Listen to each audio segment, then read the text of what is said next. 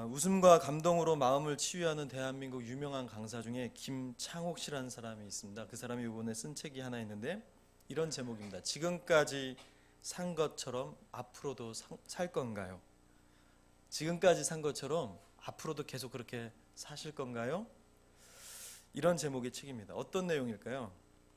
사람들은 누구나 자기 자신이 그리고 자기 자신만이 가야 할 길을 가고 있습니다. 그런데 그렇게 쉼없이 달려온 길이 과연 앞으로도 계속해서 가야 할, 살아갈 만한 방향과 목적이라고 확신할 수 있겠느냐 하는 질문의 책입니다. 만일 그렇지 않다면 용기를 내서 다시 판을 짜보라는 내용입니다. 지금까지 산 것처럼 앞으로도 그렇게 살 것인가? 저자는 내 인생의 판을 바꾸는 이 질문을 우리 자신에게 해야 한다고 말하고 있습니다. 오늘 본문의 저자인 사도 바울은 그런 면에서 인생의 판을 바꾼 대표적인 사람입니다.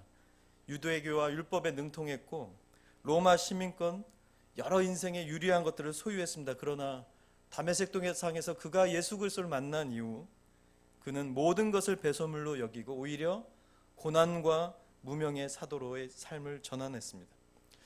여러분, 인생의 목적을 발견하는 것도 쉽지 않지만 그렇게 전 생애를 걸고 그 목적을 따라 살았던 것은 정말 어려운 일입니다. 그런 면에서 바울의 삶은 오늘 이 시대에도 우리에게 충분히 존경받을 만한 삶이 아닐까 생각합니다. 저는 이 본문의 말씀을 묵상하면서 목적이 분명했고 또 삶의 이유가 분명했던 바울의 모습이 너무나 위대해 보였습니다. 더군다나 이제 죽음이 얼마 남지 않은 바울에게 죽음 때문에 두려워하거나 불안한 모습은 거의 찾아볼 수가 없습니다. 오히려 죽음 이후에 만나게 될 예수 그리스도 그리고 그분이 주실 의의 면류관들로 인해서 마치 아카데미 나무주연상을 수상하러 나가기 전에 그 떨림과 그 설렘으로 가득 찬 바울의 모습이 보였습니다. 저는 이렇게 위대해 보이는 사도의 마지막 순간을 보면서 한 가지가 제 눈에 들어왔습니다. 저렇게 위대한 모습이 커지면 클수록 나와 비교하기가 참 민망한 내 삶의 연약함이 드러날 만큼 사도 바울의 삶이 위대하고 영광스러울수록 제 눈에 들어온 한 가지는 바로 그의 삶을 채우고 있는 삶의 내용이었습니다. 우린 누군가가 위대한 것을 이루면 그 이루어진 결과만을 보고 부러워하고 박수 쳐주기가 일쑤입니다. 그러나 누구도 쉽게 영광스럽고 위대한 삶의 결과를 만들어낸 사람은 세상에 있지 않습니다. 위대한 삶, 특별히 믿음의 삶은 그냥 산다고 되는 것이 아니고 버티면 되는 것이 아니고 나이 먹는다고 되는 것이 더더욱 아닙니다. 믿음의 삶은 믿은 대로 내가 목적한 것을 따라서 그렇게 치열하게 살 때 그 삶에 치열한 내용이 있을 때 그 삶에 대한 결과를 하나님이 우리의 삶 속에 만들어 주시는 것 아니겠습니까? 그러면서 바울은 그렇게 믿음을 지켰다고 말합니다. 그리고 달려갈 길을 끝까지 왔다고 이야기합니다. 그러면서 그의 삶의 과정을 이렇게 고백합니다. 나는 선한 싸움을 싸웠노라. 여러분, 우리에게는 아직 바울과 다른 기회가 있습니다. 바울은 지금의 인생이 마무리의 시점입니다. 근데 저와 여러분은 아직까지 하나님 앞에 살아갈 삶의 시간과 기회가 주어진 사람들입니다. 만일 저와 여러분들의 삶의 소원이 바울처럼 하나님 앞에 위대하고 영광스러운 삶의 평가를 주님께 받길 원한다면 오늘 말씀을 통해 사도 바울의 위대한 인생의 삶의 내용을 채웠던 이 선한 싸움이 무엇인지 우리가 배울 수 있어야 되지 않겠습니까? 오늘 저는 여러분들에게 바울의 인생을 채우고 있었던 믿음의 선한 싸움을 같이 나눌 수 있기를 소원합니다.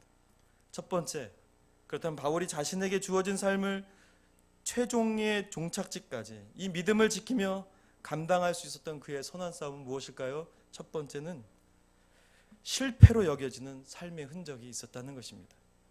9절부터 11절까지 한번 읽겠습니다. 시작. 너는 어서 속히 내게로 오라.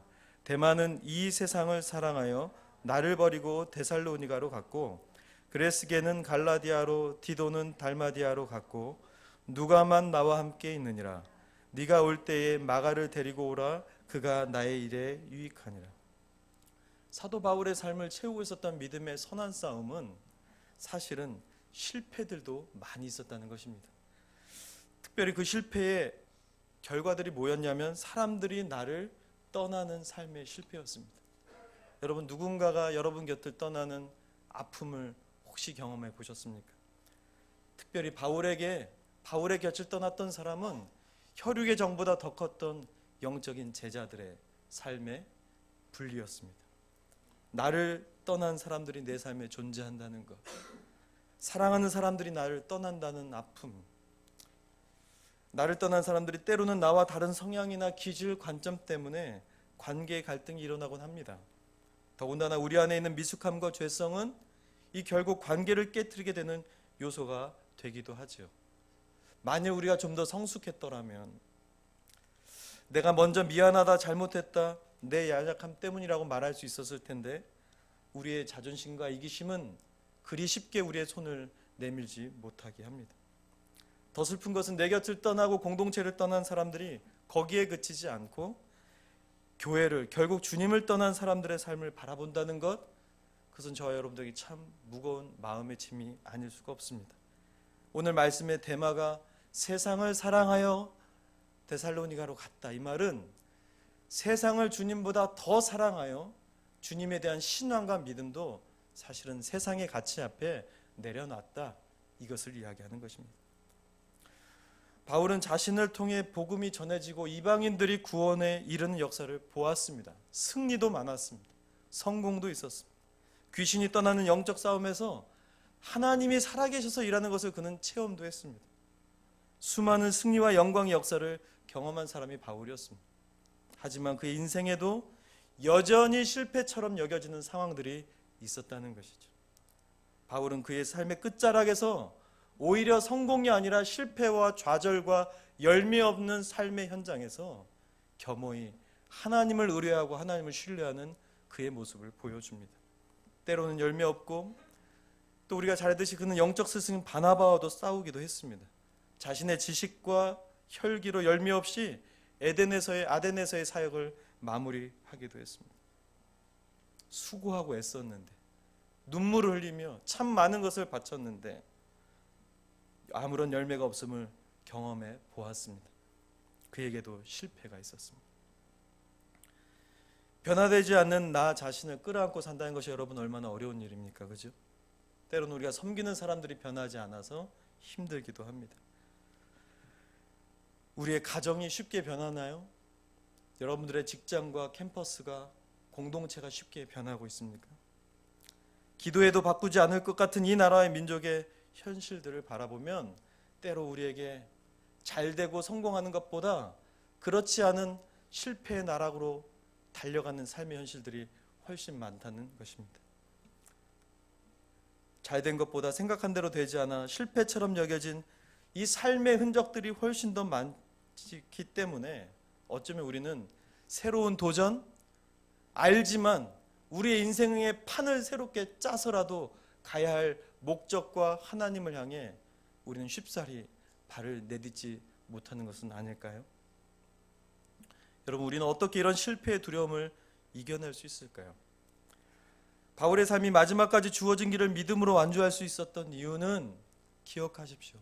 성공뿐 아니라 실패처럼 여겨지는 삶의 아픔까지도 이 길을 인도해 가시는 주님을 신뢰하며 그 실패를 끌어 안았기 때문이었습니다.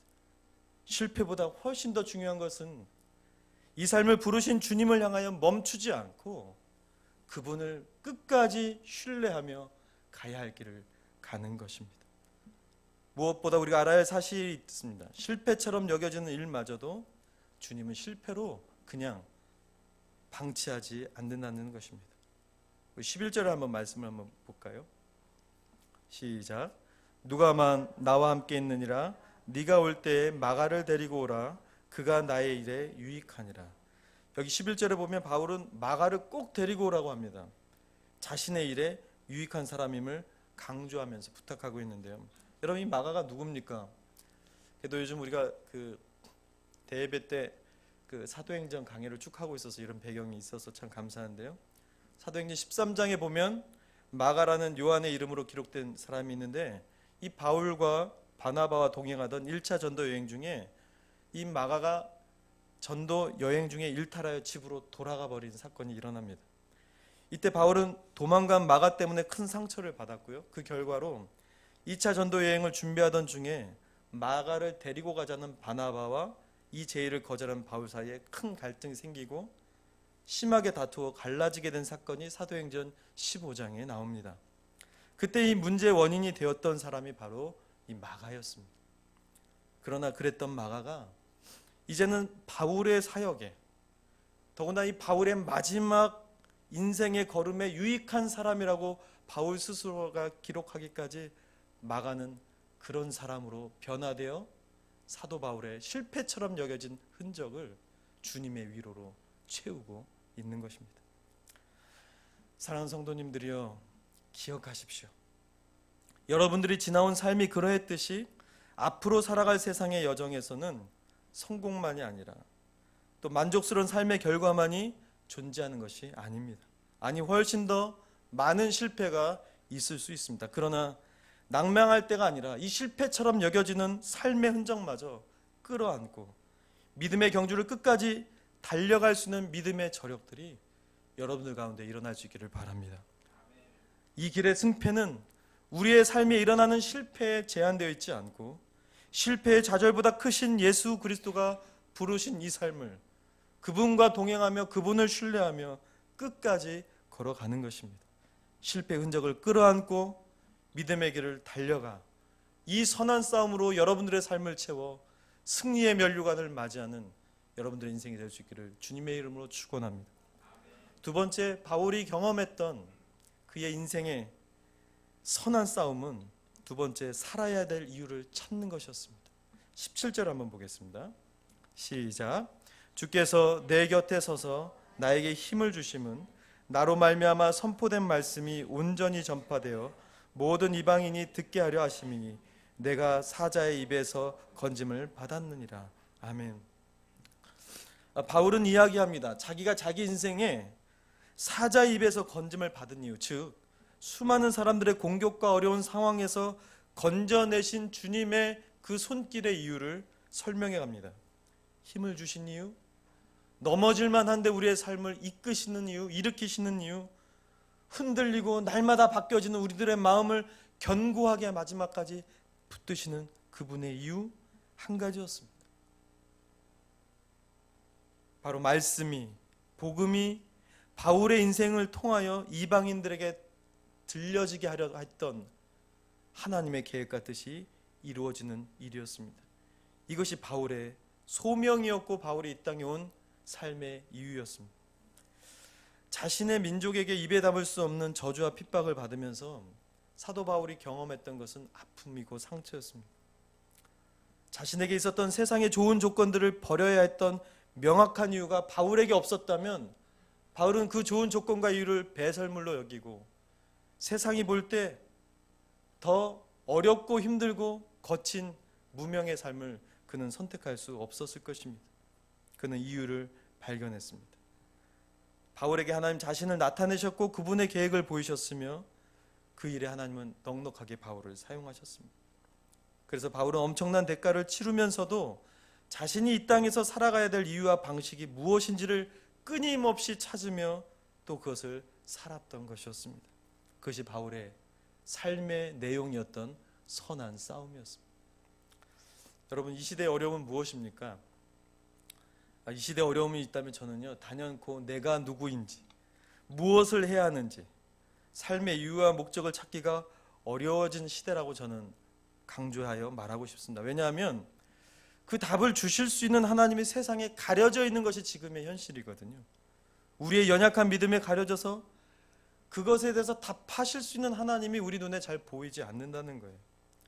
여러분 생각해 보시죠. 미디어와 스마트폰, 여러분들의 눈이 떠졌을 때부터 눈이 감길 때까지 여러분들의 손과 곁에 있는 그것 무엇입니까?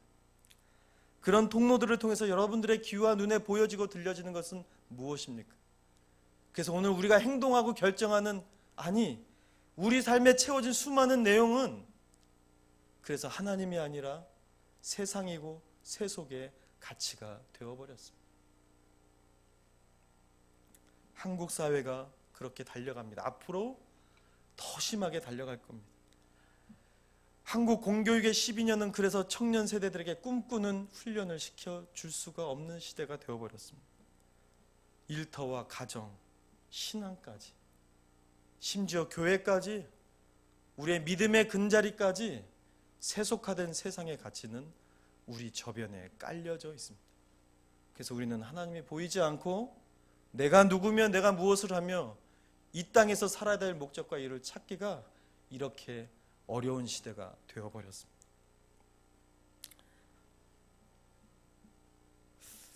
소명을 찾기 위해 하나님이 보이시는 삶을 살아야 합니다. 여러분들의 삶에 하나님이 보이십니까? 삶의 판을 다시금 짤 수 있기를 바랍니다.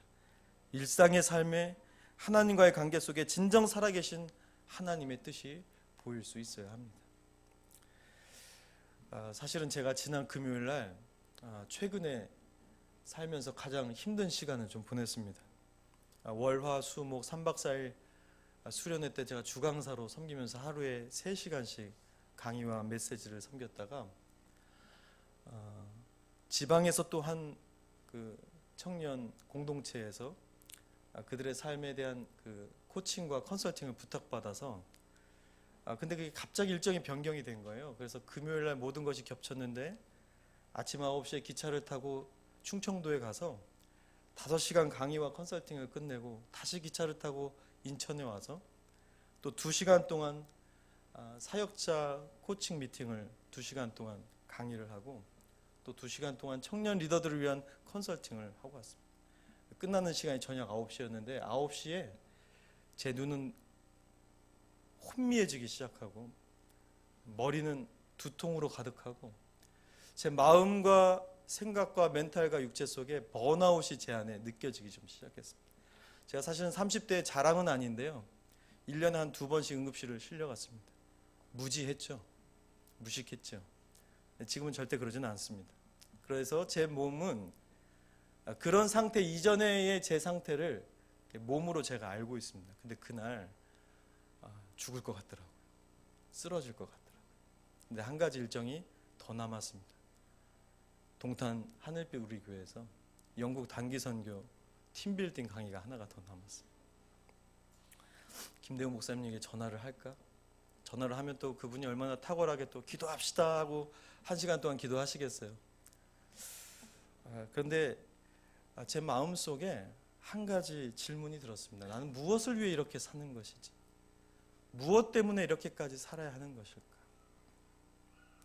근데 그런 질문 속에 제 안에 한 가지, 하나님이 저를 부르셔서 이 청년 세대에 하나님이 이 세대에 일하고자 하는 한 가지를 저의 인생을 통해 일하시기 위해 저를 부르신 그분의 소명을 기억하게 되었습니다. 내가 하는 것이 아니라, 내가 좋아해서 하는 것이 아니라 나를 통해서 하나님이 이 세상 속에 일하기 원하시는 하나님의 뜻이 내 안에 소명으로 있다는 사실이었습니다. 하나님이 책임지시겠다는 마음의 확신이 일어났고요. 1시간 동안 운전하면서 오면서 진짜 하나님이 깨끗하게 저를 회복시켜 주셨습니다. 남의 일이라 별로 이렇게 저한테 정말 큰 간증이 되었습니다. 여러분, 저에게 자유가 있었습니다. 결과가 더 이상 저에게 두려운 것이 아니었습니다. 상황의 어려움이 더 이상 저에게 두려운 것이 아니었습니다. 왜냐하면 이 소명은 나의 주인 되신 나의 하나님이 나를 통해 그분의 영광과 은혜를 이루는 통로로 우리를 부르신 것, 그것이 소명이기 때문에 그렇습니다. 전 어렵더라도 여러분들이 여러분들의 인생을 향한 하나님의 소명과 뜻을 발견하는 인생이 되기를 축복합니다. 하나님이 여러분 각자를 부르셔서 이루어가기 원하시는 일의 목적을 찾으십시오. 내게 주신 은사를 발견하고 자라게 해서 세상이 필요로 하는 역량의 사람이 되는 일에 지속적인 배움과 훈련을 가져가십시오.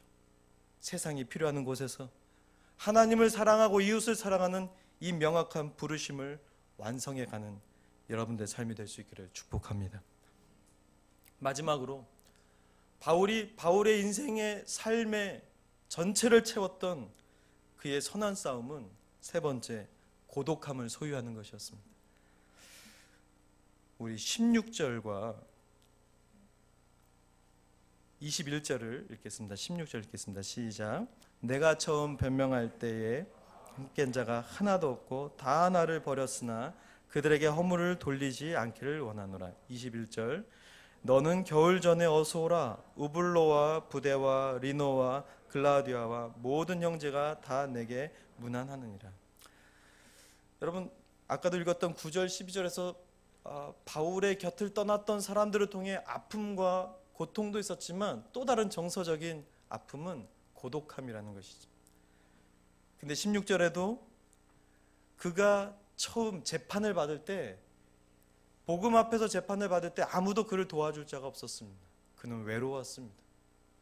그리고 21절에도 보면 겨울 전에 어서 디모데에게 오라고 말하는 바울의 권면 속에 홀로 죽음을 앞두고 이 감옥에서 혼자 이 거친 겨울의 시간들을 보내고 있는 노사도의 고독함을 우리는 읽을 수가 있었습니다. 그러나 이러한 바울의 고독감 속에서 우리가 봐야 될 중요한 사실이 있습니다. 고독한 부르심의 현장에서 바울은 누구보다 사실은 살아계신 주님을 독대하고 있다는 사실이었습니다. 17절 18절에 그 주님으로 인해 바울은 이렇게 고백합니다. 우리 17절과 18절을 같이 읽겠습니다. 시작.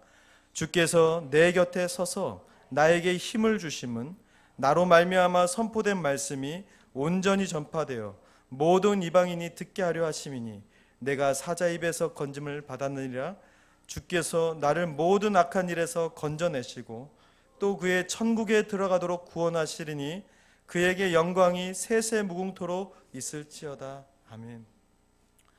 바울이 이 소명의 삶을 이루어갈 수 있었던 이유, 고독했지만 외로움 속에 있었지만 자신이 수많은 사람들로부터 버려진 것 같은 아픔도 있었지만, 그러나 이 고독함 속에 만났던 주님, 홀로 남겨진 바울 곁에 서서 그에게 힘을 주셨던 주님은 그의 모든 어그러진 상황과 환경을 넘어 사자 입에서 수많은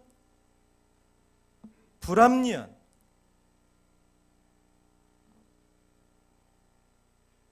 가장 난처한 상황에서 그를 구원하시기에 넉넉하셨다고 이야기합니다. 그리고 마지막 그와 함께 하셨던 예수 그리스도가 그분의 천국에 들어갈 수 있도록 주님이 바울의 삶을 마지막까지 책임지시고 인도하신다고 하는 이 확신은 다른 어떤 교육이나 프로그램이나 경험에서 온 것이 아니라 그의 삶에 날마다 근원적으로 주님을 만났던 고독한 삶의 현장에서 가능했던 것이죠. 여러분, 모세를 기억하십시오. 이스라엘의 위대한 리더가 됐던 그의 삶의 근원은 홀로 하나님의 얼굴을 독대했던, 고독했지만 하나님을 보았던 풍성함과 영광에서 시작이 되었습니다. 주님의 삶이 마지막까지 십자가를 지시고 구속의 대속물로 우리에게 구원을 이루셨던 그분의 사명을 다하시는 일에 모두가 잠든 시간, 사람이 없는 시간, 성부 하나님과의 맞대면한 그 풍성한 생명의 시간이 있었다는 것입니다. 결코 사람이 대신해 줄 수 없는 주님과의 만남이 존재할 수 있는 이 고독을 붙들며 바울은 이 고독한 싸움을 싸울 수 있었던 것이죠. 여러분, 우리의 삶에 외로움이 몰려올 수가 있습니다. 버려진 것 같은 마음, 이 수렁에서 아무도 나를 건져내지 못할 것 같은 홀로 있는 두려움에 떨 수도 있습니다. 그러나 누구도 존재하지 않는 이 외로움과 고독 속에 살아계신 하나님을 우리가 볼 수 있음을 기억하십시오. 그렇게 눈 맞추고 싶어 하나님은 때때로 저와 여러분들의 인생을 광야 속으로 이끌어 가시는 것입니다. 외롭고 힘들지만 고독함 속에 주님만이 주시는 삶의 진리와 그분의 이유와 목적을 하나님과 더불어 이 풍성을 찾아가시는 여러분들의 삶이 되기를 축복합니다. 말씀을 정리하겠습니다. 여러분, 하나님이 구원을 이루어 가십니다. 여러분들과 함께 하십니다. 필요한 길을 갈 수 있도록 도와주시고 여러분 곁에 서서 우리의 길을 이끌어 가십니다. 그분이 목적이 될 뿐 아니라 목적을 이루는 믿음의 선한 싸움을 우리가 그분 안에서 싸워갈 수만 있다면 하나님은 우리 곁에 서서 실패처럼 여겨지는 우리의 인생의 모든 두려움을 이기고 실패 넘어 세상이 주목하는 그런 성공이 아니라 하나님이 주목하시는 의의 면류관을 얻을 수 있는 그 성공이 여러분들에게 있을 줄로 믿습니다. 같이 찬양하며 기도하겠습니다.